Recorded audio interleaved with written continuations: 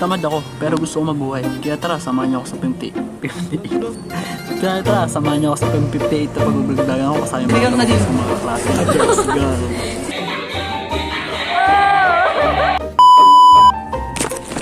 Alis na ako. Dito na ako dadaan, hindi ako na doon. Pasukan na naman guys, kaya tara, samahan niyo naman ako pumasok, magpanggap at paano mangupal dito sa ano namin, sa school namin. Hindi para sa school, sa ano pala mga kaklase ko, kukupalin natin yung mga kaklase ko. Yeah boy! Nag-vlog ako. May nagtanong sa akin ba daw ako nag-video, sabi ko nag-vlog ako. Wala lang, gusto ko lang mag-vlog kasi para daily life, basta daily ng araw ko, ganun. Kung ano ginagawa kong kabulastugan araw-araw, ginagawa ko. Pero di ko naman inaano na dito sa sahod. Parang gusto ko lang, parang tip ko lang para hindi ako maboring, para kung sakaling wala akong time or wala akong time. Pag meron akong time na ano daw?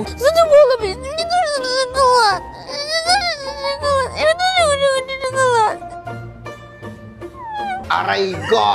Basta yun, pag may free time ako, nag-edit ako yun para mag-post, ganito, ganyan. Hindi ko naman sa gusto na maging sikat na bida na influencer, na content creator. Gusto ko lang talaga magdibang ganito para mahati yung oras ko, para may mga gagawin din ako, ganun, may ginagawa red, ganun, aray ka! Tsaka grabe guys, yung posting ko nakabot ang weeks bago ako makapag-post, makapag-tag dito yung sa may FB, basta yun, post. Pinapila ko pa sarili ko eh. Pwede naman ganun eh. Basta post pre. Hindi ko, naiyan na ako. Para sa dami kong ginagawa eh.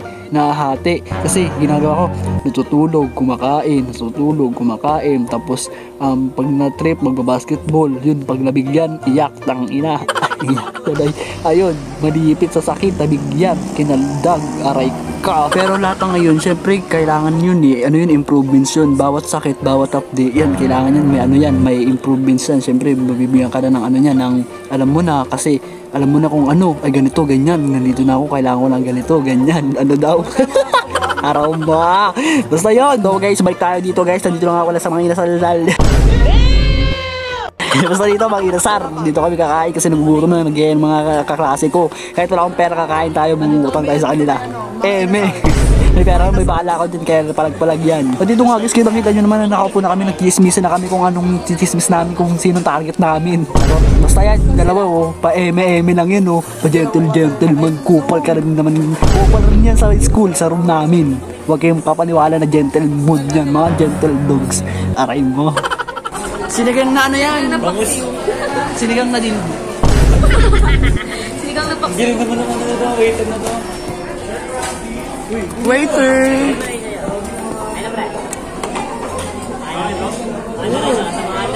Basta puti sa akin. Bombastic side eye. Kawan mo na kasi inyo, Mak. Basta yung dagdagan mo ka natin. Huli natin yung Basta ito. Kain tayo guys. Kain.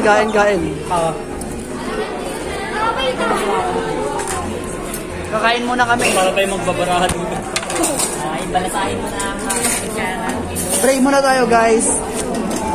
At mapunta na tayo din eh, bali diyan ay may may sumba, ay mag-sumba tayo para mawala ang ating mga taba-tabat. Kasi pagtapos natin kumain sa mga inasar ay mag-asayaw tayo para para mabilis ma-process ang ating kinain, para magkaroon tayo ng appendix ng mamatay na tayo, magsimatay na tayo, tanan, alay, ganun naman eh. Kasi tatanda rin naman tayo, ay mas maganda yung mas bata, mamatay agad para wala nang consumption at saka problemang dalhin. Aray mo.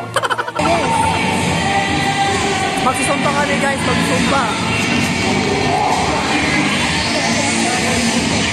Kakatapos ang namin kumain, magsisumba kami. Pere,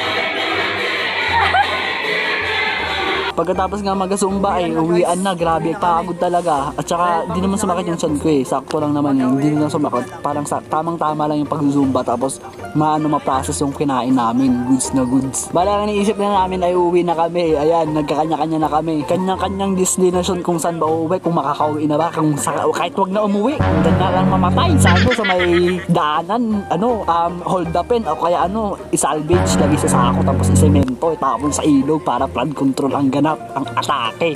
Aray ka. Save pa kayo. Ha? Mag-aeroplano kami, pre. Oh my God! Wow! Dito, tatawid ka dito. Sarap ng sumba ko dun, ah. Toya! Ay, ito, pre, ito na, pre. Dito na kami, pre. Bye-bye. Thank you. Bye-bye. Bye, dito na rin, guys. Bye-bye. Aray ko!